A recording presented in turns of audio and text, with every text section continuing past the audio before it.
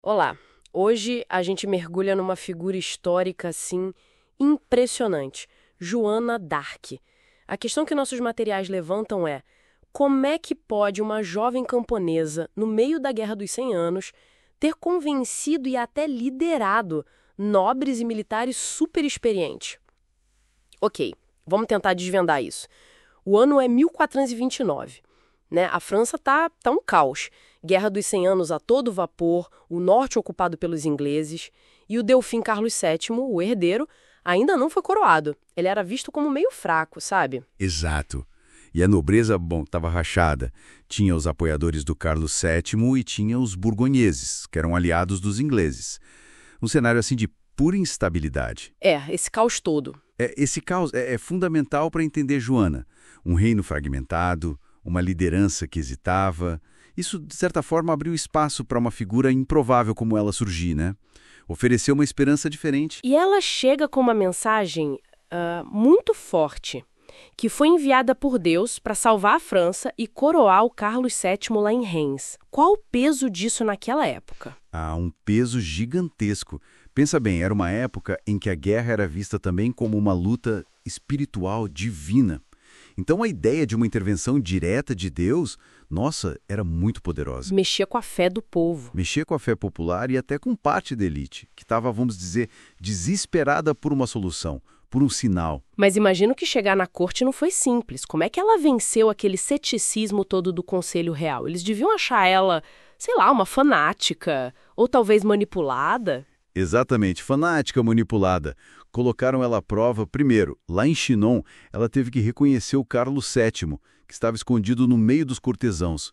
E ela, pá, reconheceu na hora. Nossa. Depois, um exame bem rigoroso, feito por teólogos em Poitiers. Eles queriam saber, as visões dela vinham de Deus mesmo ou era heresia? E o resultado foi favorável para ela, o que é bem surpreendente, né? Mesmo assim, o Carlos VII foi cauteloso. Deu um exército para ela, mas com supervisão. Isso. Botou capitães veteranos para ficarem de olho. Homens como Jean de Dunois, La Haye, figuras cascudas da guerra. Eles também estavam céticos, claro. Tipo, porque seguiu uma garota de 17 anos sem treino militar nenhum. Era algo assim, fora do comum. E aqui a história fica realmente interessante. O que foi que fez esses caras experientes mudarem de ideia? Foi só a vitória em Orleans? Orleans foi um divisor de águas, sem dúvida. A coragem dela ali foi notável. Mesmo ferida por uma flecha, ela voltou para a luta. Isso inspirou demais as tropas. Puxa vida! Mas não foi só isso, não. Ela impôs uma disciplina moral muito forte no exército. Proibiu saque, blasfêmia. Isso pode parecer só religiosidade, mas era também uma tática de liderança. Unificou um exército que estava desmoralizado, deu um propósito novo para eles. Então ela não era só um símbolo religioso, um estandarte que carregavam. De jeito nenhum. Ela participava ativamente das discussões de estratégia, dava conselho para os capitães, defendia ataques mais rápidos, mais ousados. E as ideias dela, muitas vezes contra o que se esperava na época, funcionavam. Isso deu a ela respeito tático também. Só que essa ascensão tão rápida, essa influência toda, começou a incomodar a gente na corte, imagino. Ah, com certeza. As vitórias deram força para ela, mas criaram tensão também. Alguns nobres começaram a vê-la como uma ameaça ao poder deles.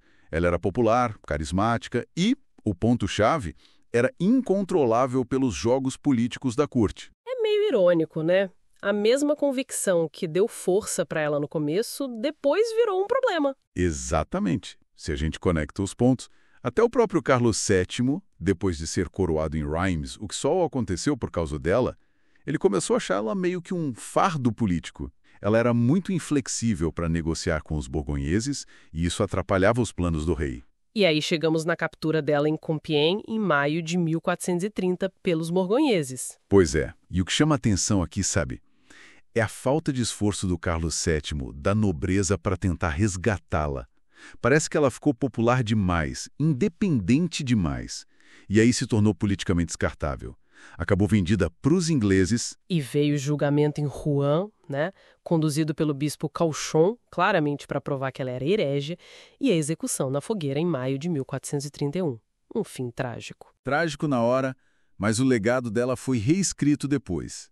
Em 1456, o próprio Carlos VII pediu um novo julgamento que reabilitou ela. E séculos mais tarde, em 1920, a Igreja Católica canonizou Joana d'Arc. Então, o que a gente tira disso tudo? A história da Joana é um exemplo impressionante de como a liderança pode surgir de onde menos se espera, superando gênero, classe social, falta de experiência, tudo isso com base em quê? Em convicção, em carisma. Perfeito. Ela personifica essa ideia de que a capacidade de inspirar, de mobilizar as pessoas, às vezes é mais poderosa que o status, que a posição oficial.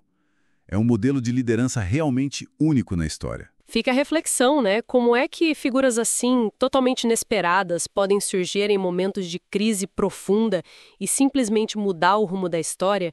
Inscreva-se no canal BRMX para descobrir outros podcasts sobre a história da França.